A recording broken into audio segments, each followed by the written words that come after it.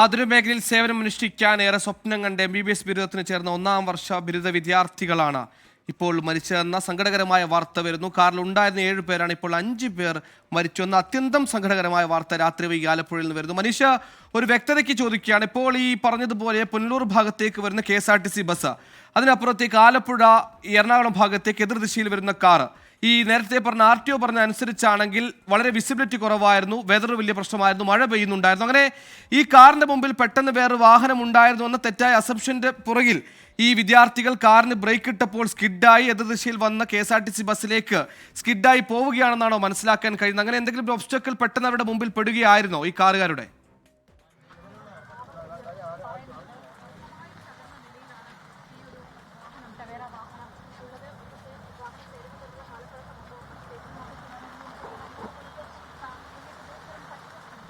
ആലപ്പുഴ കളർക്കോട് രാത്രി വൈകി ഉണ്ടായ അപകടത്തിൽ 5 മെഡിക്കൽ വിദ്യാർത്ഥികൾക്ക് ജീവൻ നഷ്ടമായെന്ന അത്യന്തം സങ്കടകരമായ വാർത്തയാണ് വരുന്നത്. കാറിലുണ്ടായിരുന്ന 7 പേരാണ്. ഒരു SUV ശ്രേണിയിൽപ്പെട്ട കാറായിരുന്നു. 7 പേരിൽ ഏറ്റവും പുറകിലിരുന്ന 2 പേരൊഴികെ ബാക്കി 5 പേർക്ക് ജീവൻ നഷ്ടമായി എന്ന അങ്ങേയറ്റം സങ്കടകരമായ വാർത്ത. അതും മെഡിക്കൽ വിദ്യാർത്ഥികളാണ്. അവരുടെ പഠനത്തിൻ്റെ, അവരുടെ പ്രതീക്ഷകളുടെ ആദ്യ വർഷത്തേക്ക് ചുവടുവെച്ച വിദ്യാർത്ഥികൾ. ഇവർ എറണാകുളം ആലപ്പുഴ ഭാഗത്തേക്ക് പോവുകയായിരുന്നു. എതിർദിശയിൽ പുനലൂർ ഭാഗത്തേക്ക് വൈറ്റിൽ നിന്ന് വരുന്ന KSRTC ബസ്സും ഉണ്ടായിരുന്നു. കാറും KSRTC ബസ്സും നിലവിലെ പ്രാഥമിക അന്വേഷണത്തിൽ നിഗമനത്തിൽ മനസ്സിലാക്കാൻ കഴിയുന്ന അമിത വേഗത്തിലായിരുന്നില്ല. അമിത വേഗത്തിന് പറ്റിയ ഉതകുന്ന ഒരു കാലാവസ്ഥയായിരുന്നില്ല, അതിനുതകുന്ന ഒരു റോഡുമായിരുന്നില്ല എന്ന് RTO അടക്കം പറഞ്ഞു. അതുകൊണ്ട് തന്നെ നിലവിൽ ഇരുവാഹനങ്ങളും അമിത വേഗത്തിലല്ല എന്ന് തന്നെ നിഗമനത്തിൽ നമ്മൾ എത്തേണ്ടിയിരിക്കുന്നു. ഇതിനപ്പുറത്തേക്ക് കാറ് എറണാകുളം ആലപ്പുഴ ഭാഗത്തേക്ക് പോകുമ്പോൾ മുമ്പിൽ എന്തോ ഒബ്സ്റ്റക്കിൾ, എന്തോ തടസ്സമുണ്ടായെന്ന സംശയത്തിൽ, അല്ലെങ്കിൽ എന്താണോ അത്തരത്തിലൊരു സഡൻ ബ്രേക്ക് ഇട്ടതെന്ന കാര്യത്തിൽ വ്യക്തതയില്ലെങ്കിലും ബ്രേക്ക് പിടിച്ചതോടുകൂടി കാർ സ്കിഡായി എതിർദിശയിൽ പുനൂർ ഭാഗത്തേക്ക് വരുന്ന KSRTC വരുന്ന ഭാഗത്തേക്ക് കാർ തിരിഞ്ഞ് സ്കിഡായി പോവുകയായിരുന്നു. അതായത് കാറിൻ്റെ ഇടതുഭാഗം, ഡ്രൈവർ സൈഡിൻ്റെ ഓപ്പോസിറ്റ് ഭാഗം KSRTC ബസ്സിൻ്റെ മുമ്പിലേക്ക് വരുന്ന രീതിയിലുള്ളൊരു അപകടം, അത്തരത്തിലുള്ള ഇടിയാണ് ഉണ്ടായിരിക്കുന്നത്. അതുകൊണ്ട് തന്നെയാണ് കാറിൻ്റെ ഏറ്റവും ഇപ്പോൾ മനസ്സിലാക്കുന്ന തവേരയാണ് കാറെന്ന് മനസ്സിലാക്കുന്നു. അതിൻ്റെ മുൻഭാഗത്തും പിൻഭാഗത്തും ഉണ്ടായിരുന്ന ആളുകൾ ഇപ്പോൾ ജീവൻ നഷ്ടമായ സങ്കടമായ വാർത്ത വരുന്നത്. ഏറ്റവും പിറകിൽ നമ്മൾ ദൃശ്യങ്ങൾ കാണുന്നുണ്ട്, ആ കാറ്, അതിൻ്റെ ഏറ്റവും പിറകിൽ കാര്യമായ ആഘാതം ഉണ്ടായിട്ടില്ല. അതായത് കാറിൻ്റെ നടുഭാഗത്തും മുൻഭാഗത്തും 7 സീറ്റ് കാറിൻ്റെ ആദ്യ 2 ഭാഗങ്ങളിലാണ് ഇടിയുടെ ആഘാതം ഉണ്ടായിരിക്കുന്നതാണ് മനസ്സിലാക്കാൻ കഴിയുന്നത്. മനീഷ്, ഞാൻ നേരത്തെ പറഞ്ഞത് നേരത്തെ ഈ മോട്ടോർ വാഹന വകുപ്പിലെ അധികൃതരടക്കം നമ്മൾ വിശദീകരിച്ചപ്പോൾ പറഞ്ഞത് അമിത വേഗത്തിന് സാധ്യതയുള്ള റോഡല്ല, പിന്നെ അതിനപ്പുറത്തേക്ക് മഴയുള്ള കാലാവസ്ഥയാണ്, മഴയത്ത് അത്തരത്തിൽ അമിത വേഗത്തിന് സാധ്യതയുമില്ല. പക്ഷേ ഈ കാറ് മുമ്പിലുള്ള വിസിബിലിറ്റി കുറവായതുകൊണ്ട് തന്നെ പെട്ടെന്ന് ബ്രേക്ക് ഇട്ടതാണോ ഇത്തരത്തിൽ സ്കിഡാവാൻ കാരണം? അങ്ങനെ പെട്ടെന്ന് ബ്രേക്ക് ഇട്ടതുമായി ബന്ധപ്പെട്ട എന്തെങ്കിലും വിവരങ്ങൾ, അങ്ങനെ എന്തെങ്കിലും തടസ്സം, ഒബ്സ്റ്റക്കിൾ അവരുടെ മുമ്പിൽ ഉണ്ടായിരുന്നു എന്ന രീതിയിൽ എന്തെങ്കിലും സൂചനകൾ നമുക്ക് ലഭിക്കുന്നുണ്ടോ കാറിന്റെ? സോയിൽ, ഈ വാഹനം കായംകുളം രജിസ്ട്രേഷൻ വാഹനമാണ്. നമുക്ക് ഈ വാഹനം കണ്ടാൽ, ടവേരയാണ് ഈ വാഹനം. ഈ വാഹനം കണ്ടാൽ അറിയാം, ഈ വാഹനത്തിന്റെ മുൻഭാഗമാണിത്. ഈ മുൻഭാഗത്തല്ല ഇതിന്റെ ഇടി ലഭിച്ചിരിക്കുന്നത്. അതായത് ഈ വാഹനം ചെന്ന് KSRTC ബസ്സിലേക്ക് ഇടിക്കുകയായിരുന്നു. ഈ വാഹനത്തിന്റെ ഏകദേശം ഒരു നടുഭാഗമാണ് കൃത്യമായി KSRTC ബസ്സിലേക്ക് ഇടിച്ചത്. അതുകൊണ്ട് തന്നെ ഈ രക്തക്കറ അടക്കം കണ്ടാൽ നമുക്ക് മനസ്സിലാകും അത്രത്തോളം വലിയ ആഘാതം ഉണ്ടായിരുന്നു.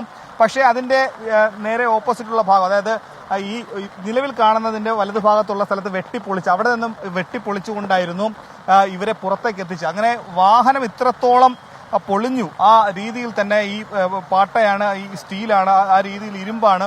അതുകൊണ്ട് തന്നെ പുറത്തേക്ക് എത്തിക്കാൻ വേണ്ടിയിട്ട് അത്രത്തോളം താമസം വന്നിരുന്നു. ഈ സാധാരണഗതിയിൽ എങ്ങനെ, ഞാൻ നേരത്തെ സൂചിപ്പിച്ചതുപോലെ 7 പേർ ഒരു വാഹനത്തിനുള്ളിൽ കുടുങ്ങിക്കിടക്കുമ്പോൾ എങ്ങനെ ഈ ഇത്രയും അധികം ആളുകളെ പുറത്തേക്ക് എത്തിക്കും എന്നുള്ള വലിയൊരു ആശങ്ക ആദ്യം ഉണ്ടായിരുന്നു. കാരണം രക്ഷാപ്രവർത്തനത്തിന് ആദ്യം ഈ രീതിയിൽ പുറത്തേക്ക് എത്തിക്കാനുള്ള അടക്കമുള്ള ഉപകരണങ്ങൾ ഇവിടെ എത്തിച്ചിട്ടുണ്ടെങ്കിൽ എങ്ങനെ രക്ഷാപ്രവർത്തനം നടത്തും? ഈ ഒരു ആൾക്കൂട്ടം വന്നതുകൊണ്ട് മാത്രം രക്ഷാപ്രവർത്തനം സാധ്യമാവുകയില്ലായിരുന്നു. അതുകൊണ്ട് തന്നെ അതിന്റെ ശാസ്ത്രീയമായ രീതിയിൽ നടത്താൻ ഫയർഫോഴ്സ് കൂടി എത്തേണ്ട കാലതാമസം എത്തി. പക്ഷേ ഫയർഫോഴ്സ് എത്രയും വേഗം ഇവിടെ എത്തി, ആ രീതിയിലുള്ള പിന്നീടുള്ള കാലതാമസം എത്തിയില്ല. പക്ഷെ മഴ ഒരു പ്രതികൂല സാഹചര്യമായിരുന്നു. ഈ നേരത്തെ ഞാൻ സൂചിപ്പിച്ചതുപോലെ ഈ റോഡിലുണ്ടായിരുന്ന ഗതാഗത കുരുക്കും വലിയ പ്രശ്നമായി മാറിയിരുന്നു. അങ്ങനെ ഇപ്പോൾ മോട്ടോർ വാഹന വകുപ്പ് കൂടി ഇവിടെ സ്ഥലത്തെത്തിയിട്ടുണ്ട്. ഈ KSRTC ബസ്സിന് വലിയ കാലപ്പഴക്കമില്ല. KSRTC ബസ്സിന്റെ ഭാഗത്ത് വലിയ പ്രശ്നങ്ങളില്ല. കാരണം അത് സൂപ്പർ ഫാസ്റ്റ് ബസ്സാണ്. വൈറ്റിലയിൽ നിന്ന് പുനലൂരിലേക്ക് പോകുന്ന ബസ്സായിരുന്നു. ബസ്സിന്റെ ഭാഗത്ത് വീഴ്ചകളൊന്നും ഉണ്ടായിട്ടില്ല. കാഴ്ചക്കുറവ് ആ സമയത്തുണ്ടായിരുന്നു. ശക്തമായിട്ടുള്ള മഴ പെയ്യുന്ന സാഹചര്യമായിരുന്നു. പെട്ടെന്നുണ്ടായ മഴയായിരുന്നു. കാരണം നേരത്തെ മഴ പെയ്യുന്നില്ലായിരുന്നു. 9:30 ഈ അപകടം ഉണ്ടാകുന്നത്. 9 മണിയോടുകൂടി മഴ ശക്തമാകുന്നു. ആലപ്പുഴ ചങ്ങനാശ്ശേരി റോഡിലൂടെയാണ് വാഹനം കടന്ന് ആലപ്പുഴ ദേശീയപാതയിലേക്ക് എത്തുന്നതും ദേശീയപാതയിലേക്ക് എത്തി ആലപ്പുഴയിലേക്ക് കടക്കുന്ന സമയത്താണ് ഈ രീതിയിൽ അപകടം ഉണ്ടാകുന്നതും ചെയ്യുന്നത്.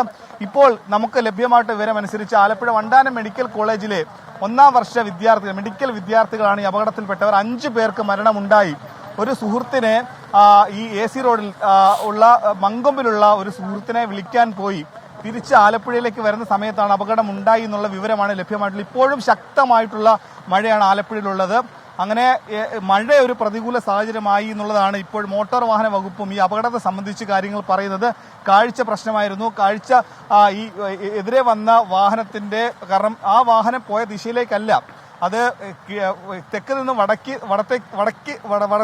വടക്കോട്ട് പോകുകയായിരുന്ന വാഹനം പിന്നീട് അത് കിഴക്ക് ഭാഗത്തേക്ക് വരുന്ന രീതിയിലേക്ക് അടക്കം ഉള്ള വലിയ വേഗതയിൽ അപകടം ഉണ്ടായി. ഈ ആളുകളെ പുറത്തേക്ക് എത്തിക്കാൻ അത്രത്തോളം സമയമെടുത്തതും വലിയ അപകടത്തിനിടയാക്കി. സുഹേൽ.